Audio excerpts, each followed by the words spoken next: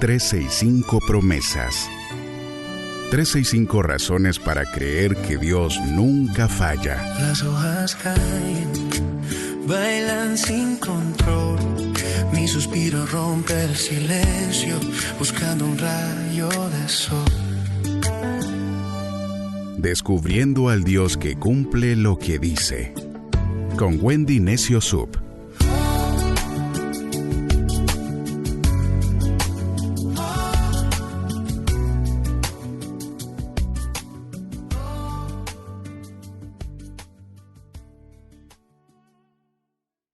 ...7 de mayo, promesa 127... del polvo al palacio, cuando Dios reescribe tu historia. El libro de Primera de Samuel, capítulo 2, verso 8, en la Nueva Traducción Viviente dice: Él levanta al pobre del polvo y al necesitado del basurero. Los pone entre los príncipes y los coloca en los asientos de honor, pues toda la tierra pertenece al Señor y Él puso en orden el mundo. En la Biblia el mensaje dice: Dios saca adelante a los pobres, reanima sus vidas agotadas con nueva esperanza, les devuelve la dignidad y el respeto, un lugar bajo el sol, pues las estructuras mismas de la tierra son de Dios. Él ha establecido sus operaciones sobre cimientos firmes. Hay una diferencia enorme entre estar en el piso y creer que el piso es tu destino, porque hay personas que cayeron una vez y luego se levantaron, pero hay otras que cayeron y con el tiempo dejaron de intentarlo. No porque fueran débiles, sino porque nadie les dijo que ese piso, que ese suelo no era su final y que debajo de ese polvo había una semilla. Y lo que el mundo llamó tumba, Dios lo puede llamar punto de partida. Hoy la Biblia nos enseña que la oración de una mujer llamada Ana hizo un gran cambio en la historia. Una mujer que conocía el sabor de la humillación pública, que había llorado y llorado mucho sin consuelo, que cargaba una vergüenza que no era culpa suya y que después de ver el milagro en su vida, después de ser madre, no solo celebró, sino que la Biblia nos dice que ella profetizó, es decir, habló de parte de Dios. Lo que Ana declaró ese día sigue siendo verdad el día de hoy. Dios no solo te levanta, Dios reescribe tu historia. Ana es la que dice estos versos, porque Dios no te levanta para dejarte igual. Él te levanta para reubicarte, para darte dignidad, para darte propósito, para darte honor. ¿Y quién era Ana?, preguntarán muchos. Bueno, Ana es uno de los personajes favoritos de este libro que hoy comenzamos a leer, el libro de Primera de Samuel. Ana era esposa de Elcana, un hombre que la amaba, pero también tenía otra esposa. La esposa se llamaba Penina. Y Penina tenía hijos. Ana no tenía hijos. En la cultura hebrea del siglo XI a.C., la infertilidad no era solo una tristeza privada, era una marca social. Significaba, en la percepción de los demás, algo estaba mal contigo porque no podías quedar embarazada.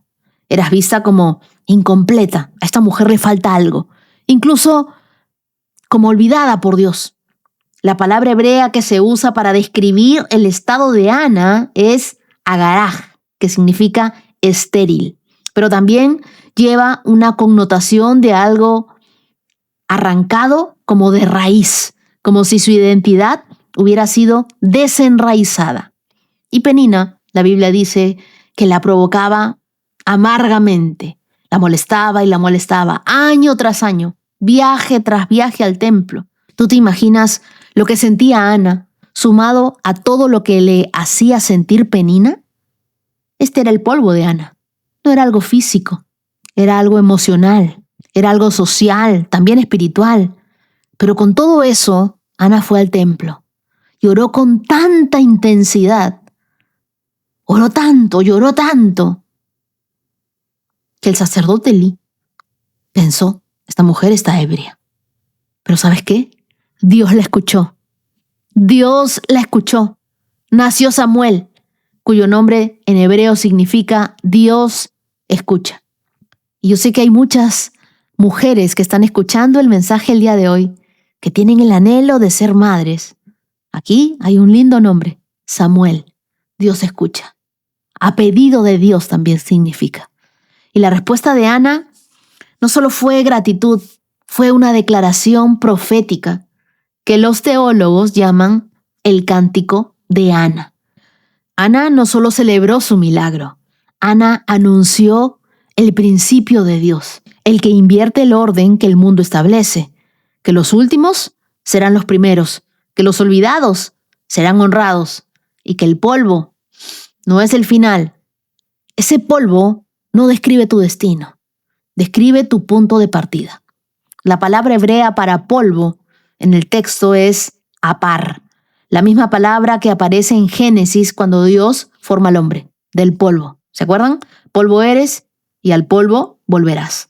Pero también es la misma raíz de donde Dios tomó para crear ese aliento de vida. ¿Ahora lo ves? El polvo no es el cementerio de tu historia. No, es la materia prima de la creación de Dios. Pero, entonces, ¿qué cosa es el basurero?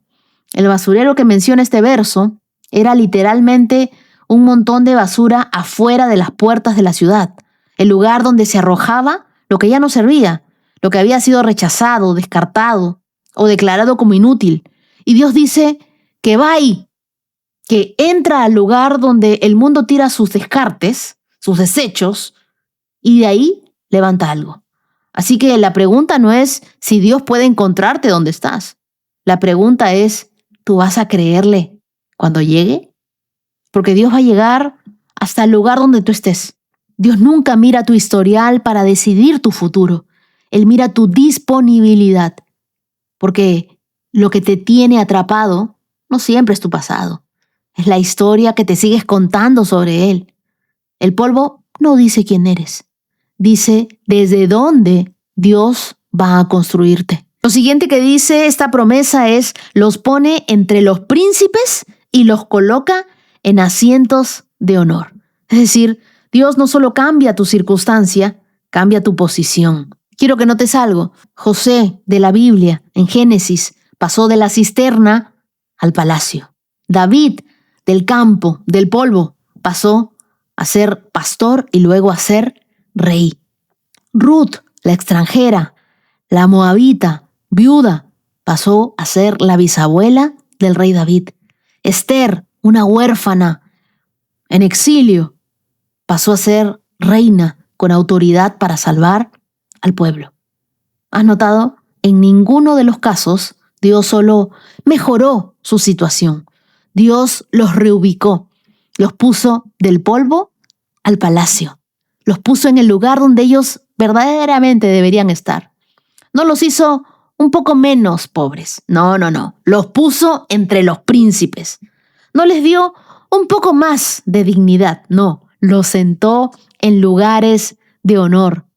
Dios no hace retoques, Dios hace restauraciones completas. Y una restauración completa no termina donde empezó el daño, no, termina donde Dios quiso que llegaras desde el principio. Y esto es para quien estaba pidiendo, Dios, dame solo un poco más de fuerza para aguantar. Yo siento que habían muchas oraciones silenciosas. Dios, tú eres el único que sabes dónde es que yo estoy trabajando, las cosas que yo estoy haciendo. Pero ese no es tu lugar final, ese es tu proceso. Dios tiene algo mucho mejor para ti. Dios te está preparando para ocupar un lugar que todavía tú no te puedes ni imaginar.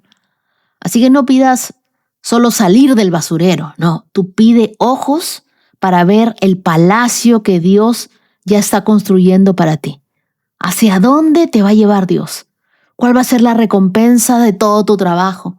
¿Cuál va a ser ese palacio que el Señor tiene para ti?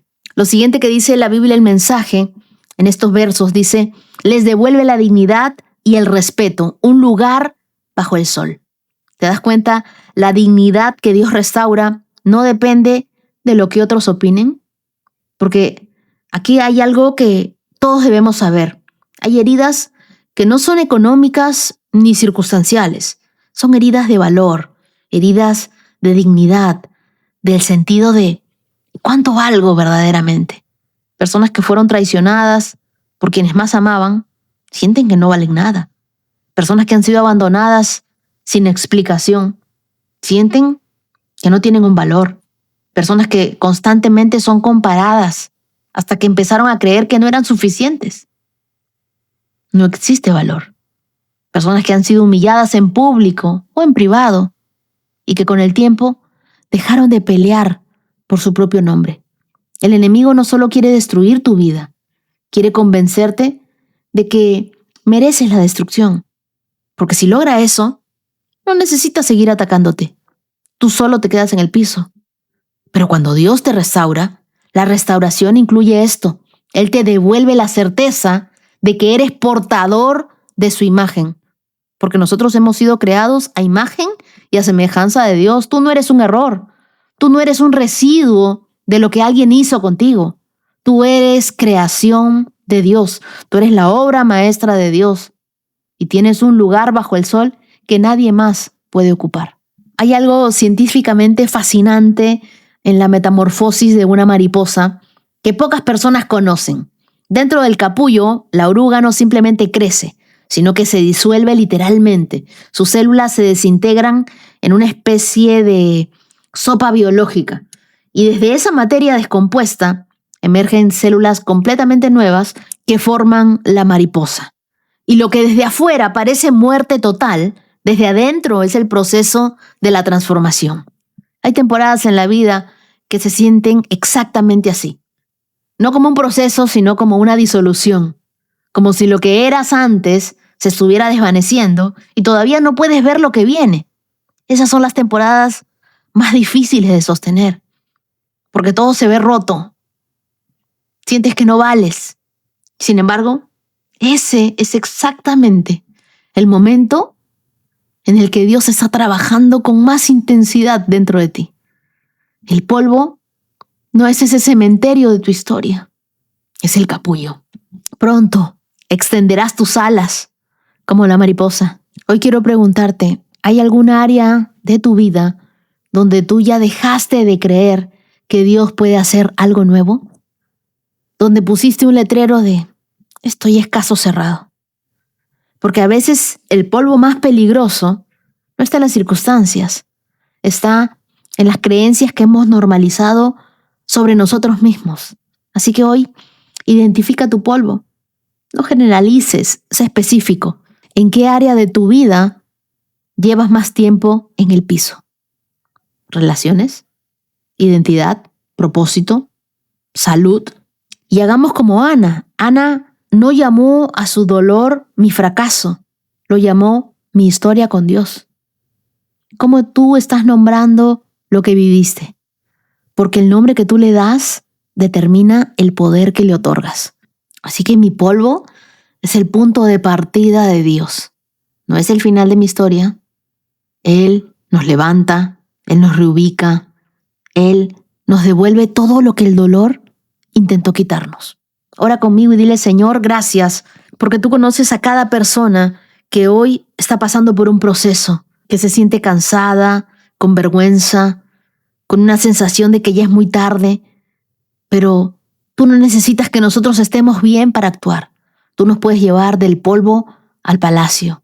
Hoy te entregamos, Señor, todas las áreas que hemos dado por perdidas, los sueños que archivamos. Gracias, Señor, porque tú no desprecias nuestras ruinas, porque tú ves valor incluso donde otros ven fracaso. Hoy te entrego todo, mis heridas, mi vergüenza, mi cansancio. Levántanos del polvo, devuélvenos la esperanza. Recuérdanos quiénes somos en ti. Y aunque no veamos todo el panorama completo, ayúdanos a confiar que en tus manos todavía se está escribiendo nuestra historia. Oramos en el nombre de Jesús. Amén. Y quiero que escribas ahí en tu cuaderno, yo no soy lo que el dolor hizo de mí. Soy lo que Dios está construyendo desde ahí. Mi historia no termina en el polvo. Dios la reescribe, la reubica y me da un lugar que nadie más puede quitarme. Las lecturas que nos acompañan este día las encontramos en 1 Samuel capítulo 1, verso 1, hasta el capítulo 2, verso 21. Juan capítulo 5, versos del 1 al 23, el Salmo 105, versos del 37 al 45 y Proverbios capítulo 14, versos del 28 al 29. Ahora sí, te pido que tomes tu Biblia, tu lapicero, tu cuaderno, le abras tu corazón a Dios, dejes que se destapen tus oídos espirituales, te pongas tus lentes de la fe y que el dulce Espíritu Santo te hable como nunca antes. Comenzamos en 3, 2, 1, adelante. Hoy comenzamos con el libro de 1 Samuel. Este libro narra la historia de la vida de Samuel, el último juez de Israel, y describe el reinado y la caída del poder de Saúl, el primer rey. Y también describe la elección y la preparación de David, el más importante rey de Israel. Sé que hay muchos que tienen curiosidad por saber por qué David es tan importante en la Biblia, en la genealogía de Jesús, y ya estamos llegando a esos pasajes. El destinatario del libro de Samuel es el pueblo de Israel. Y el marco histórico, este libro comienza en los días de los jueces y describe la transición de Israel de una teocracia, es decir, un gobierno dirigido por Dios, a una monarquía, o sea, a uno dirigido por un rey. Las personas claves en este libro son Elí, Ana, Samuel, Saúl, Jonatán y David. En sus marcas, grita el juez. La multitud enfoca su atención en los atletas que avanzan a la línea de partida. Listos, los corredores en sus posiciones respectivas, con sus músculos tensos y esperan nerviosamente a la orden de la salida. ¡Fuera! Empieza la carrera. En cualquier competición, el comienzo es importante, pero el final lo es aún más. Posiblemente todos hemos visto cuando en ciertas ocasiones un corredor comienza al frente de todos, pero pronto pierde la fuerza y se queda atrás. También hemos visto cómo un atleta estupendo mantiene el paso por un tiempo, pero luego, trágicamente, ni siquiera termina la carrera porque la abandona exhausto o lesionado. El primer libro de Samuel relata grandes comienzos y finales trágicos. Mientras nosotros meditamos en estas historias y en estas aventuras, propongámonos algo: correr la carrera de la fe de principio a fin y pedirle a Dios que Él nos dé de su gracia y de su perseverancia para que nos permita lograrlo. Con esto en mente, comencemos nuestra lectura del primer libro de Samuel. Verso 1. Había un hombre llamado Elcana que vivía en Ramá, en la región de Suf, ubicada en la zona montañosa de Efraín. Era hijo de Jeroham, hijo de Eliú, hijo de Tou, hijo de Suf, de la tribu de Efraín. Elcana tenía 2 esposas, Ana y Penina. Penina tenía hijos, pero Ana no. Cada año Elcana viajaba a la ciudad de Silo para adorar al Señor de los ejércitos celestiales y ofrecerle sacrificios en el tabernáculo. Los sacerdotes del Señor en este tiempo eran los 2 hijos de Elí, Ofni y Finés. Cuando Elcana presentaba su sacrificio, le daba porciones de esa carne a Penina y a cada uno de sus hijos. Sin embargo, a Ana, aunque la amaba, solamente le daba una porción selecta, porque el Señor no le había dado hijos. De manera que Penina se mofaba y se reía de Ana, porque el Señor no le había permitido tener hijos. Año tras año sucedía lo mismo. Penina se burlaba de Ana mientras iban al tabernáculo. En cada ocasión, Ana terminaba llorando y ni siquiera quería comer. ¿Por qué lloras, Ana?, le preguntaba Elcana. ¿Por qué no comes? ¿Por qué estás desanimada? ¿Solo por no tener hijos? Me tienes a mí. ¿Acaso no es mejor que tener 10 hijos? Ay, los hombres y sus lindas preguntas. Verso 9. Una vez después de comer lo que fue ofrecido como sacrificio en Silo, Ana se levantó y se fue a orar. El sacerdote Elí estaba sentado en su lugar de costumbre, junto a la entrada del tabernáculo. Ana, con una profunda angustia, lloraba amargamente mientras oraba al Señor, e hizo el siguiente voto. Oh Señor de los ejércitos celestiales, si miras mi dolor y contestas mi oración y me das un hijo, entonces te lo devolveré. Él será tuyo durante toda su vida y como señal de que fue dedicado al Señor, nunca se cortará el cabello. Mientras Ana oraba al Señor, Elí la observaba y la veía mover sus labios, pero como no oía ningún sonido, pensó que estaba ebria. «Tienes que venir borracha», le reclamó. «Abandona el vino». «Oh, no, Señor», respondió ella, «no he bebido vino ni nada más fuerte». Pero como estoy muy desanimada, derramaba ante el Señor lo que hay en mi corazón. No piense que soy una mujer perversa, pues he estado orando debido a mi gran angustia y a mi profundo dolor. En ese caso, le dijo Elí, ve en paz, que el Dios de Israel te conceda lo que le has pedido. Marca ese verso 17. «Oh, muchas gracias», exclamó ella. Así que se fue y comenzó a comer de nuevo y ya no estuvo triste. Temprano, a la mañana siguiente, la familia se levantó y una vez más fue a adorar al Señor. Después regresaron a su casa en Ramá. Ahora bien, cuando Elcana se acostó con Ana, el Señor se acordó de la súplica de ella y a su debido tiempo dio a luz un hijo, a quien le puso por nombre Samuel, porque dijo, se lo pedí al Señor. Al año siguiente, Elcana y su familia hicieron un viaje anual para ofrecer sacrificio al Señor y para cumplir su voto. Pero Ana no los acompañó y le dijo a su esposo, esperemos hasta que el niño sea destetado. Entonces lo llevaré al tabernáculo y lo dejaré allí con el Señor para siempre. Haz lo que mejor te parezca, acordó Elcana. Quédate aquí por ahora y que el Señor te ayude a cumplir tu promesa. Así que ella se quedó en casa y amamantó al niño hasta que lo destetó. Cuando el niño fue destetado, Ana lo llevó al tabernáculo en Silo. Ellos llevaron un toro de 3 años para el sacrificio, una canasta de harina, un poco de vino, y después de sacrificar el toro, llevaron al niño a Elí. «Señor, ¿se acuerda de mí?», preguntó Ana.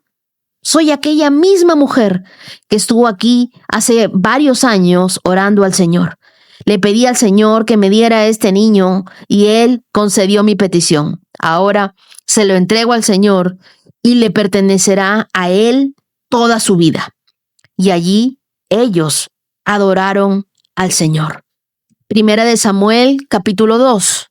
Luego Ana oró. «Mi corazón se alegra en el Señor me ha fortalecido. Ahora tengo una respuesta para mis enemigos». Marquen ese versículo. Ahora tenemos una respuesta. «Me alegro porque tú me rescataste. Nadie es santo como el Señor. Aparte de ti no hay nadie. No hay roca como nuestro Dios. Dejen de ser tan orgullosos y altaneros. No hablen con tanta arrogancia. Pues el Señor es un Dios que sabe lo que han hecho. Él juzgará sus acciones. El arco de los poderosos está quebrado, y los que tropezaban ahora son fuertes.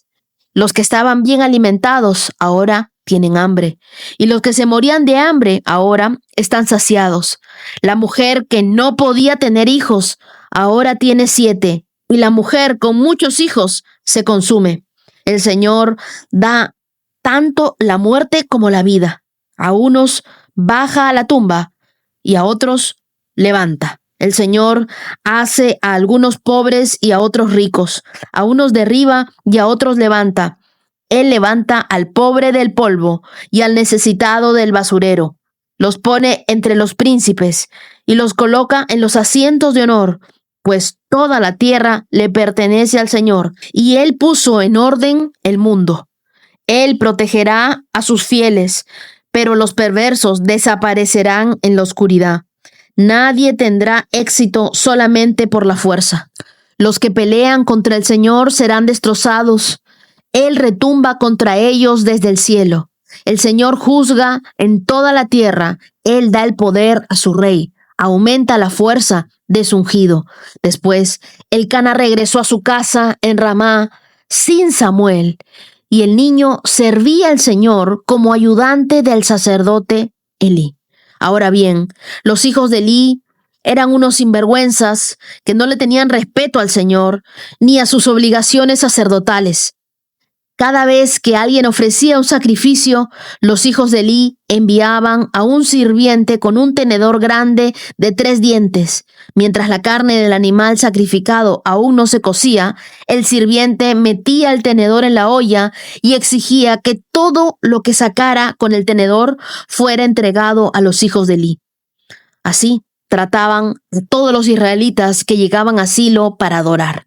Algunas veces el sirviente llegaba aún antes de que la grasa del animal fuera quemada sobre el altar.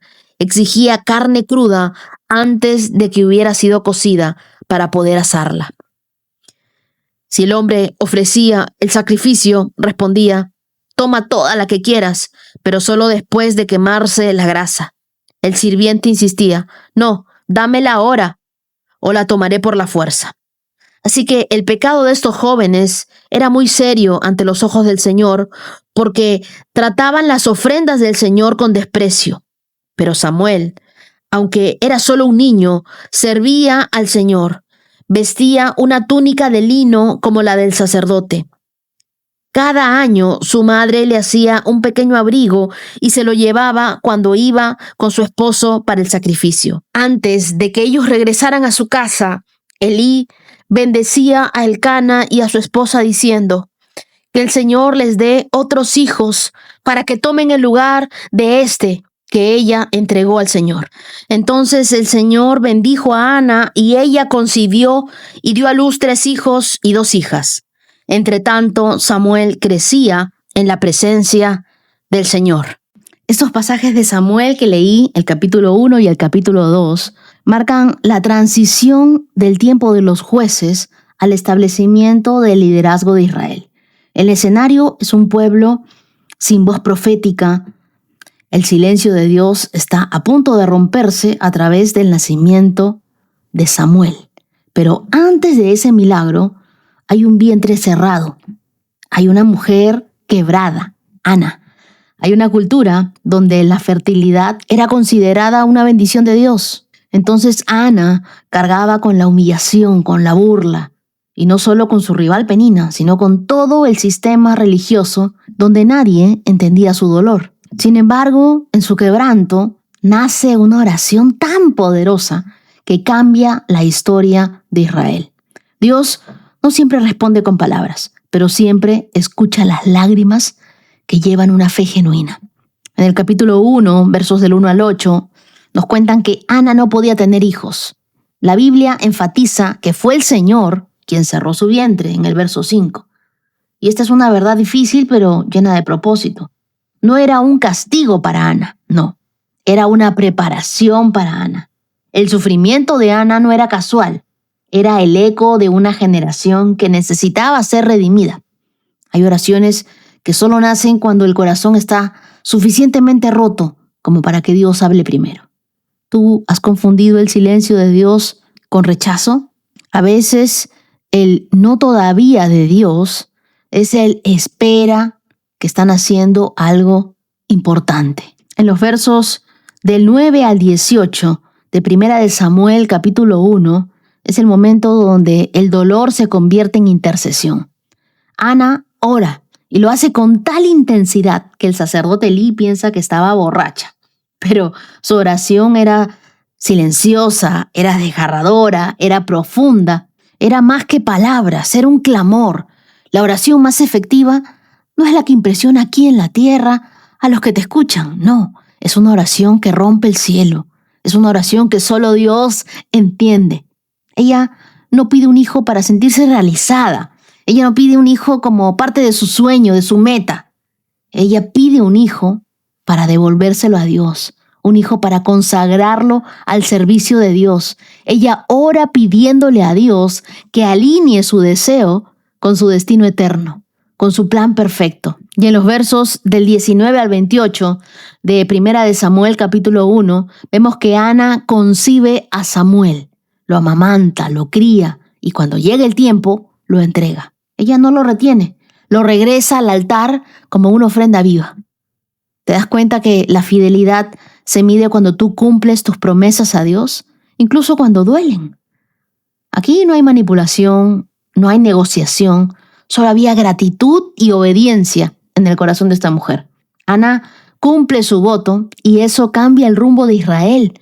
Samuel se convierte en profeta, en sacerdote y en juez. Y de repente hoy me escuchan muchas Anas, muchas mujeres que tienen ese deseo de ser madres, muchas mujeres que han orado, se han hecho exámenes, tratamientos, tienen ese anhelo tan profundo en su corazón y dicen, ¿cuándo será el día que Dios responda? Haz esta oración, amiga, como la hizo Ana. Una oración donde se abrió completamente a Dios, donde de rodillas le pedía al Señor en el altar. Es decir, Ana estaba en la presencia de Dios, cerquita de Él, y le decía, Señor, concédeme esta petición. Yo estoy totalmente segura que Dios te va a responder. Y cuando te responda, quiero que lo cuentes. Quiero que des testimonio de lo que Dios hizo en tu vida, de cómo te bendijo. Créelo, por favor, con todo tu corazón. En 1 Samuel, capítulo 2, versos del 1 al 10, el cántico de Ana es una de las declaraciones más profundas de la Biblia, porque ella no celebra a Samuel, su hijo, sino celebra la soberanía de Dios. Y qué importante es tener gratitud en tu corazón. Adora a Dios no solo por lo que Él hace en tu vida, sino por quien Él es. En los versos del 18 al 21 del capítulo 2 de 1 Samuel, Ana no solo recibió a Samuel, Dios la bendijo con más hijos. Porque cuando tú honras a Dios con tu primer fruto, Él multiplica tu cosecha. ¿Sí o no que cada vez que nosotros damos una primicia, Dios se encarga de multiplicar todo lo que viene en adelante? La fidelidad de hoy puede abrir una temporada de abundancia para tu mañana. Cuando tú entregas lo que amas, Dios te da más de lo que tú pensaste en algún momento perder. Así que pídele a Dios que te enseñe a sembrar aunque te duela. Y vas a cosechar y lo vas a hacer con un corazón agradecido. Leamos Juan capítulo 5, verso 1. Después Jesús regresó a Jerusalén para la celebración de uno de los días sagrados de los judíos. Dentro de la ciudad, cerca de la puerta de las ovejas, se encontraba el estanque de Betesda, que tenía 5 pórticos cubiertos. Una multitud de enfermos, ciegos, cojos, paralíticos, estaban tendidos en los pórticos. Uno de ellos era un hombre que hacía 38 años que estaba enfermo.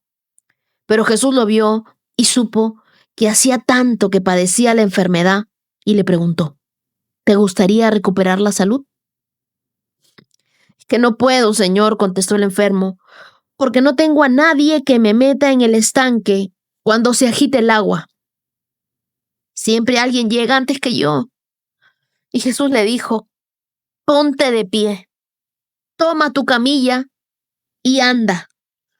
Al instante, el hombre quedó sano, enrolló la camilla y comenzó a caminar. Pero ese milagro sucedió el día de descanso. Así que los líderes judíos protestaron. Le dijeron al hombre que había sido sanado, no puedes trabajar en el día de descanso. La ley no te permite cargar esa camilla. Pero él respondió, el hombre que me sanó me dijo, toma tu camilla y anda. ¿Quién te dijo semejante cosa?, le exigieron. El hombre no lo sabía porque Jesús había desaparecido entre la multitud.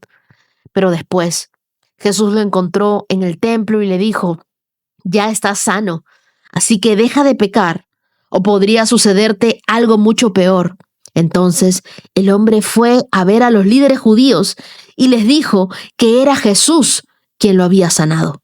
quiero hacer un pequeño paréntesis aquí para luego continuar, porque este mismo pasaje que acabo de leer lo vi en la serie The Chosen o Los Elegidos en la temporada 2, en el episodio número 4, y lloré como loca de principio a fin. Me gustaría que lo vean después de haber leído este pasaje.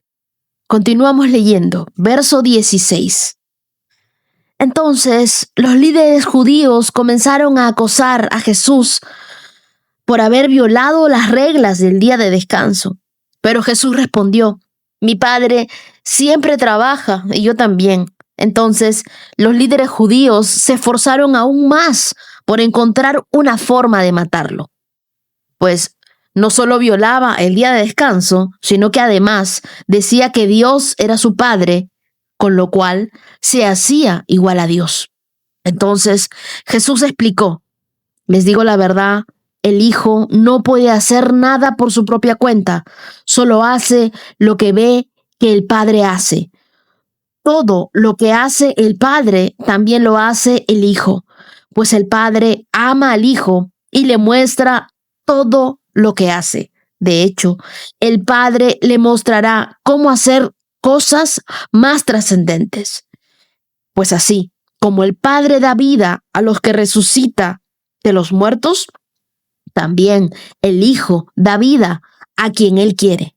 Además, el Padre no juzga a nadie, sino que le ha dado al Hijo autoridad absoluta para juzgar, a fin de que todos honren al Hijo, así como honran al Padre. El que no honra al Hijo, ciertamente tampoco honra al Padre que lo envió.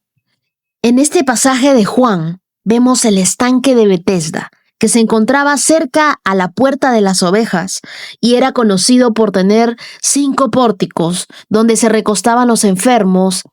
Algunos manuscritos mencionan que un ángel agitaba las aguas y el primero que entrara era sanado. Aunque esta nota no aparece en la Biblia, pero aparece en manuscritos antiguos y reflejan una creencia popular de la época. Quiero que observemos algo interesante. Versos del 5 al 9, el paralítico llevaba 38 años sin caminar. Jesús se acercó a uno entre muchos necesitados. Su elección no fue al azar. Él conocía su historia. La pregunta de Jesús es increíble. ¿Te gustaría recuperar la salud? Es obvia, pero revela que no todos quieren cambiar. Algunos ya se han acostumbrado a su condición. El paralítico no responde tampoco con un sí, sino con una excusa. No tengo a nadie quien me meta en el estanque, le dice en el verso 7. Jesús no necesitaba del agua del estanque. Él era el agua de vida. ¿Recuerdan lo que le dijo a la samaritana? Jesús no espera que nosotros tengamos los recursos, solo que le demos a Él el acceso a nuestras limitaciones. ¿Y sabes qué me muestra este pasaje? Que Dios puede hacer en un momento lo que tú no has podido lograr en toda tu vida. Ese es el toque de Dios. Pero ¿qué hacen los líderes religiosos? Versos del 10 al 23 se enfocan en la infracción de que era el día de descanso, era el sábado, el día de reposo, y no se podía hacer un milagro de sanidad. Jesús siempre desafía la tradición al aclarar que Dios sigue obrando incluso en el día de reposo. Y Él lo hace en ese día. Pero quiero que nos demos cuenta de algo. Verso 18 dice que ellos trataban aún con más empeño de matarlo, porque también llamaba a Dios su Padre. Ahora, ¿tú sabías qué significa Betesda en hebreo? Casa de misericordia o casa de gracia. Hay quienes me pueden decir, pero bueno, eso no tiene mucho que ver en mi vida porque yo sí puedo caminar o cuento con salud. Pero te hablo de un paralítico que representa no solo una condición física, sino también espiritual. Puede simbolizar a quienes han perdido la esperanza, a los que ya se cansaron de intentar. El levántate, toma tu camilla y anda Eran 3 imperativos que dijo Jesús para que el milagro se dé. Se requiere una fe activa y no una fe pasiva. ¿Qué veo yo en esto? Que Jesús te ve a ti en medio de la multitud. Pueden haber otros que también estén necesitados, pero Él conoce de historia. Él sabe qué es lo que tú necesitas. Incluso sabe que otros te pueden haber ignorado. Y Él quiere restaurarte. Dios no necesita las circunstancias ideales para orar. Tu limitación puede ser el escenario de su poder. Así que la próxima vez que Jesús te pregunte, ¿te gustaría recuperar la salud? Responde con fe, no con excusas. Dios no pregunta lo que tú puedes hacer, sino si estás dispuesto a creer en lo que Él puede hacer por ti.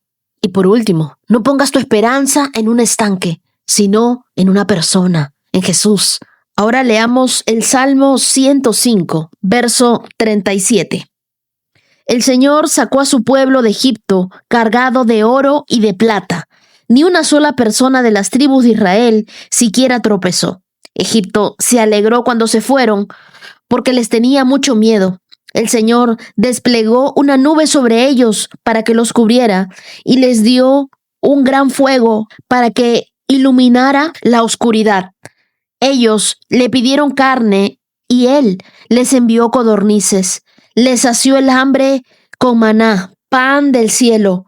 Partió una roca y brotó agua a chorros, que formó un río a través de la tierra árida y baldía. Pues recordó la promesa sagrada que le había hecho a su siervo Abraham. Así que sacó a su pueblo de Egipto con alegría, a sus escogidos con gozo. Les dio las tierras de las naciones paganas y cosecharon cultivos que otros habían sembrado. Todo eso sucedió para que siguieran los decretos del Señor y obedecieran sus enseñanzas. Alabado sea el Señor. El Salmo 105 es un canto de celebración del pacto de Dios con Abraham y de su fidelidad a través de la historia de Israel. Este pasaje nos recuerda cómo Dios proveyó, guió y cumplió su promesa, incluso cuando el pueblo era débil, errante y desobediente. Verso 37 nos dice que el Señor sacó a su pueblo de Egipto cargado de oro y plata, y no hubo entre las tribus de Israel ni una sola persona débil. Dios no solo los liberó espiritualmente, también los bendijo material y físicamente. El éxodo no fue una huida, fue una victoria, pero algo majestuoso.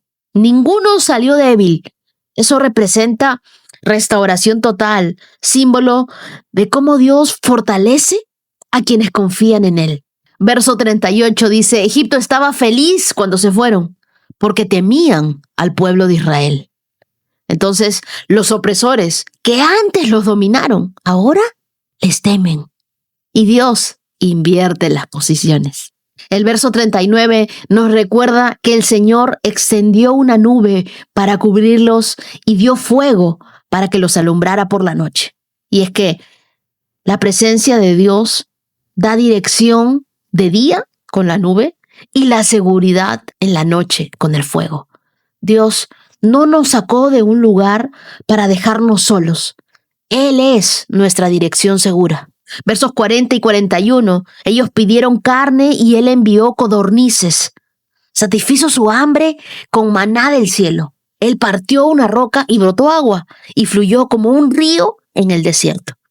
Y es que incluso cuando el pueblo dudó y cuando el pueblo se quejó, Dios proveyó con gracia sobrenatural. Dígame si agua de la roca no es algo imposible. A veces nosotros dudamos si Dios cumplirá lo que prometió. Pero este salmo nos recuerda que Dios no olvida. Él guía, provee, restaura y bendice con propósito. Nos saca para llevarnos, no para dejarnos en el camino. Dios no solo te saca de Egipto, te saca de tu pasado, sino que te equipa para el futuro que Él tiene para ti. Sus promesas tienen un tiempo, pero nunca caducan. Tu provisión en el desierto es la evidencia de la presencia de Dios contigo. Proverbios 14, versos 28 y 29. Una población que crece es la gloria del rey. Un príncipe sin súbditos no tiene nada. Los que tienen entendimiento no pierden los estribos. Los que se enojan fácilmente demuestran gran necedad. El verso 28 nos dice que un rey sabio tiene una gran multitud de seguidores. La influencia saludable no viene de imponer autoridad, sino de actuar con sabiduría. Esa gran multitud representa confianza, unidad, respeto ganado, no temor. Los líderes que sirven con humildad cosechan lealtad. Los que gobiernan con ego, lamentablemente, van a cosechar soledad. Así que si tú eres un jefe, un padre, un pastor, un mentor, lidera con sabiduría, porque así vas a edificar. Un líder impulsivo, sin visión, divide y destruye. Y luego el verso 29 nos habla de los que controlan su enojo, tienen entendimiento. Hay un poder que nosotros tenemos en tener dominio propio. El enojo no es pecado en sí mismo, pero sí el descontrol. Lo que nos dice la Biblia en Efesios capítulo 4, verso 26. Dominar el enojo revela madurez espiritual y emocional, porque la sabiduría se expresa en el carácter. El dominio propio no es reprimir, es redirigir con propósito. Los que se enojan fácilmente demuestran gran necedad. Ser impulsivo con ira es una señal de falta de reflexión, de falta de humildad. Un comentario hiriente, por ejemplo, en redes, una respuesta airada en casa o un grito en una reunión revelan más de nosotros que del problema en sí. Este proverbio entonces une dos áreas claves, el liderazgo y la ira. Ambos revelan el corazón. ¿Tú lideras para servir o para sobresalir? ¿Reaccionas desde tu carne o respondes desde tu espíritu, en paz? Jesús siempre lideró con mansedumbre y dominó sus emociones con amor. Él nunca gritó desde el trono. Él murió en una cruz por quienes no lo entendían. Lidera desde la sabiduría, no desde la ansiedad de controlar todo. Antes de reaccionar, ora. Antes de hablar, respira. Tu influencia crece cuando tu carácter se alinea con el carácter de Dios. Sé intencional con tu tono, con tus palabras. Pueden levantar o pueden destruir. Y así llegamos a nuestro 127K y hoy te invito a escuchar el testimonio de Nayib desde Colombia. Y hoy estoy acá cumpliendo esa promesa de dar testimonio frente a la asamblea, frente a esta maravillosa asamblea de Wendy de 365 con Dios. Desde hace 2 meses han venido pasando diferentes sucesos en mi vida, desde salir de una empresa, pues ser despedida de una empresa, soy psicóloga, al otro día terminar o salir de una relación de 6 años y medio aproximadamente, de haber convivido 5 años también.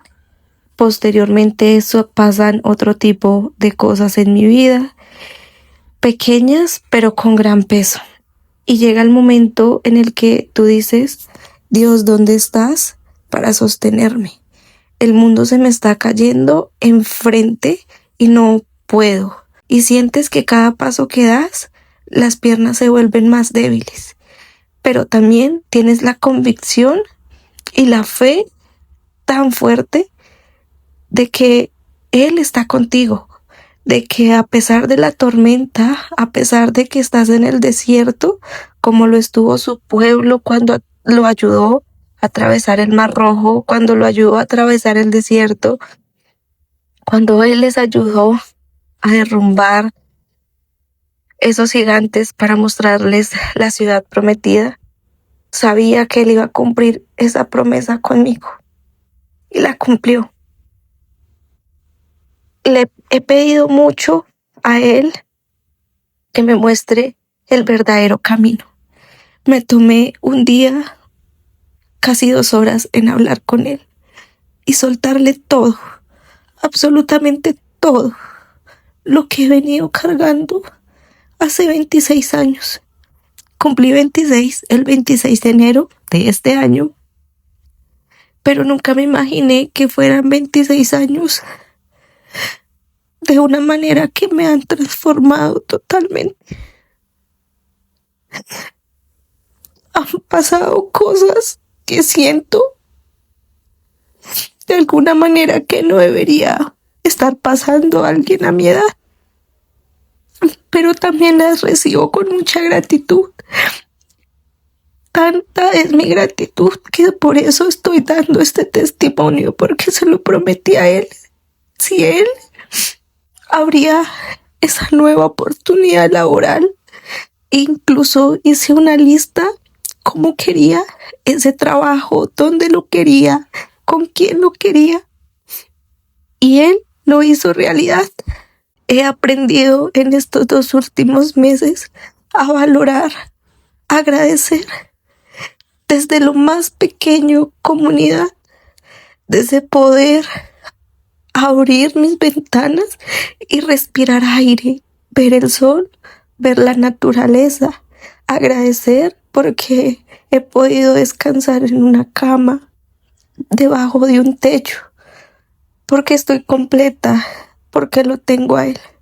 Algo que antes no agradecía. Estoy aprendiendo a agradecer y a vivir con más calma, que por más de que sientan que él aumenta nuestro peso, como un día lo dijo Wendy, que nuestra vida es como cuando vas al gimnasio y tienes un entrenador que te aumenta el peso en una máquina, en una pesa, porque él sabe que nosotros podemos dar más. Y eso pasa con Dios. Cuando él aumenta nuestro peso en nuestro día a día, él lo sabe y tenemos que tener la convicción de que podemos dar más. Wendy, gracias. Gracias a ti por siempre llegar con las palabras correctas en el momento correcto. Mi querida Nayib, gracias por cumplir tu promesa, aún con la voz quebrada y después de muchos intentos. Yo sé que hay testimonios que se cuentan desde la cicatriz, desde lo que nos dolió. Y esos testimonios son los que salen de un corazón que está sanando y tienen un perfume muy especial para Dios. Quiero decirte algo, no es tarde, no estás perdida, no estás sola. A tus 26 años, Dios no está terminando contigo. Dios está empezando una nueva obra en ti. Estás jovencita. Lo que tú perdiste no define tu futuro. Lo que se fue no tiene más autoridad que lo que Dios está trayendo sobre tu vida. Si algo Dios ha sacado de ti, es porque no lo necesitas para esta nueva etapa de tu vida. Dios está enseñando a vivir con gratitud, con calma, con dependencia, y eso es una victoria.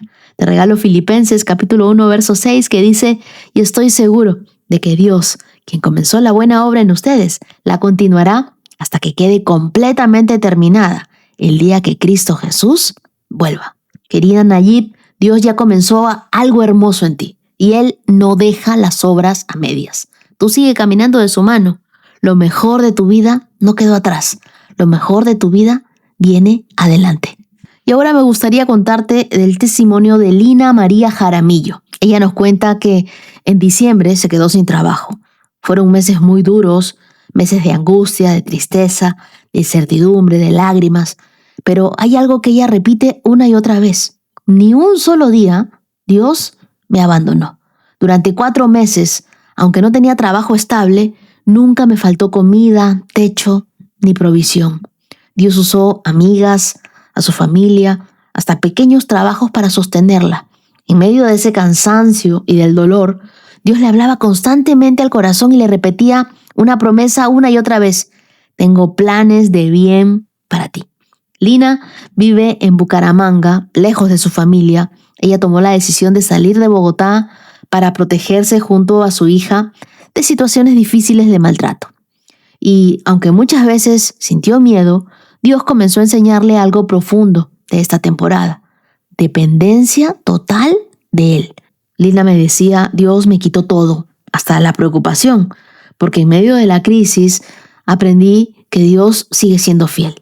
El 5 de mayo, mientras escuchaba el podcast, hubieron 2 frases que se quedaron grabadas en mi corazón. Una hablaba de la cosecha después del tiempo de la espera. Y otra, un versículo de Apocalipsis que decía: he abierto delante de ti una puerta que nadie puede cerrar. Al día siguiente, el 6 de mayo, Lina estaba escuchando el devocional casi medio dormida porque había pasado la madrugada haciendo un pequeño trabajo. Y en ese momento escuchó la historia de Ruth cuando Booz le dice: he visto todo lo que has hecho y cómo dejaste tu tierra y viniste a vivir entre desconocidos.